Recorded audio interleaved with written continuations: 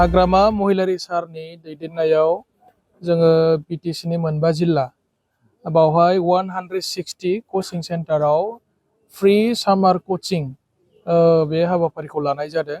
आङो दिनै चिरां जिल्लायाव बेरायनानै नायगिदिंफैदों, स्टुडेन्टफोरजों इन्टारेक्शन खालामदों आरो स्टुडेन्टफोरजों जोङो रायलायदों जे सामार कचिंखौ लानानै बोरै मोनदों, मा साबजेक्टखौ लानानै बिथांमोना दासिम माने फोरोंबाय थादों। बे गासै जिनिसफोरखौ मनिटरिं खालामनो थाखाय हाग्रामा सारनि दैदेननायाव जोङो 6टा टीम जानानै दिनैहाय माने चिरां जिल्लायाव फैदों आरो। उद्देश्यआ बेनो जे जोंनि बिटिसि ओनसोलनि गथ'फ्रा जाहाथे सोलोंथाइयाव दावगानो हायो, फैबाय थानाय मेट्रिक आरो हायार सेकेन्डारि एग्जामाव जाहाथे मोजां रिजाल्ट खालामनो हायो।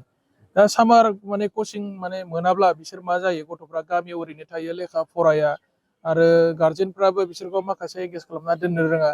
दा बेनि थाखाय माने बेबायदि जोबोद माने गालाय गुजाय जानानै थायो, गथ'फ्रा माने टाइमखौ ओरैनो वेस्ट खालामो। दा जाहाथे टाइमा वेस्ट जाया, खारन मेट्रिक परिखा फैनो थाखाय 6-7 मासल' टाइम दंसै, हायार सेकेन्डारि फाइनाल लिरनो थाखाय 6-7 मासल' टाइम दङ।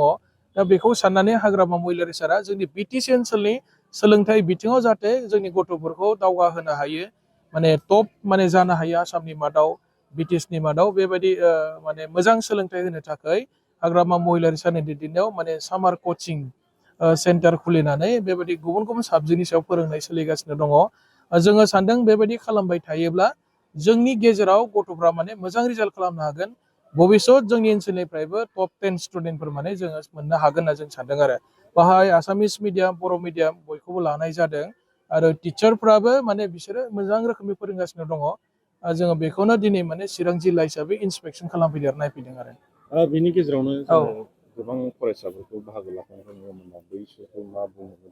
आङो गार्जेनफोरखौ खावलायदों गथ'फोरखौ जाहाथे हाल मावनाय, माइ गायनायाव जाहाथे एंगेज खालामा। खारन क्लास 10नि गथ'फोरा बिराद सिरियास टाइम गैया बिसोरो। सानसेयाव खमब्लाबो 8 घन्टा, 10 घन्टा, 12 घन्टा बिसोर फरायनांगौ। कचिं क्लासाव फैयोबा एडिसनेल माखासे बिसोर नलेजखौ मोननो हागोन। माखासे साबजेक्टनि सायाव बिसोर आरोबाव बुजिनो थाखाय हाबावगोन, कनसेप्टआ क्लियार जागोन। दा बेनिखायनो गार्जेनफ्रा जाहाथे बिसोरखौ न'नि खामानि मावनायाव जाहाथे एंगेज खालामनानै दोना। माने गोबां स्टुडेन्टफ्रा जायगा जायगा खम जादों, बांसिन बर' मिडियामना खम जादों। दा बेनिखायनो आङो गार्जेनफोरखौ खावलायदों, नोंथांमोना गथ'फोरनि भबिष्यतनि खोथाखौ साननानै जाहाथे सामार कचिंआव जाहाथे फाथायहरो, जाहाथे गथ'फोरनि भबिष्यतआ मोजां जायो, बिसोरनि फिउचारा मोजां जायो। दा बेखौ आङो गार्जेनफोरखौ खावलायहरदों आरोखि, जाहाथे गार्जेनफ्रा सिनसियारलि गावनि गथ'फोरखौ लेखा फरायनायाव जाहाथे सुबिदा होयो, गोसो होनो, माने फिउचारखौ दानांगोन नालाय बिसोर गथ'फ्रा। दा आङो बेखिनि खोथाखौ आङो जोंनि बिटिसि ओनसोलनि जायफोर स्टुडेन्टफ्रा क्लास 9-10आव फरायगासिनो दङ, 11-12आव फरायगासिनो दं, बिथांमोननि गार्जेनफोरखौ आं खावलायहरदों आरोखि। दा बिटिसिआव जे फरेस्ट बिफाननि जे थिसनथाइ लानाया फिजिकेल माबायाव सोलिगासिनो दं, रेसिय' हिसाबाव नायोब्ला बेखौ 1:300 प्लास जानो नागिरदों। इउथ्सफोरखौ नों मा बुंनो नागिरो सार? बावथ' फरेस्ट डिपार्टमेन्टनि जिथु इन्टारभिउ, माने रिक्रुटमेन्टनि थाखाय इन्टारभिउ, माने फिजिकेल टेस्ट सोलिगासिनो दङ। रेसिय' हिसाब नायोब्लाथ' बिदि जायो नों बुंनाय बायदि, खिन्थु बेजों खोथा नङा, मेरिट बेसिसआव जायफोर माने मेरिट लिस्टआव गाखोगोन, दा बिसोरनो साख्रिखौ मोनगोन आरो। बेयाव फिटनेसनि खोथा दङ आरो रिटेन एग्जाम जागोन, मेडिकेल जाबावगोन, जेबानो जायाखै मैया दाख्लैसो माने रानिं टेस्ट जादों। दा बेनि थाखायनो दा जेबो बुंनो हाया आरो। बेखौ नायनो थाखाय जों अलरेडि CSB बर्डनि चेयारमेन दं, मेम्बार बिथांमोन दंखायो आरो, बिथांमोना बेखौ नायगासिनो दं आरोखि। साख्रिनि अनगायैबो माबा मोनसे खालामनो? साख्रिनि अनगायैबो जोंना चिफ सारा मोनसे डिसिसन लादों, आं दा बेखौ अफिसियेलि बुंथ'ला, जे जोङो स्किल डेभेलपमेन्टनि खोथा सानबाय थादों। जोङो मानसिफोरखौ बिभिन्न साबजेक्टआव जोङो माने स्किल खालामनानै, ट्रेन आप खालामनानै थांना थानो हानायनि बेबस्था बिदि खालामनो थाखाय सिन्था खालामदों। दाख्लै बेयावबो गंनै गंथामसो इउनिभारसिटिखौ भिजिट खालामनानै फैबाय।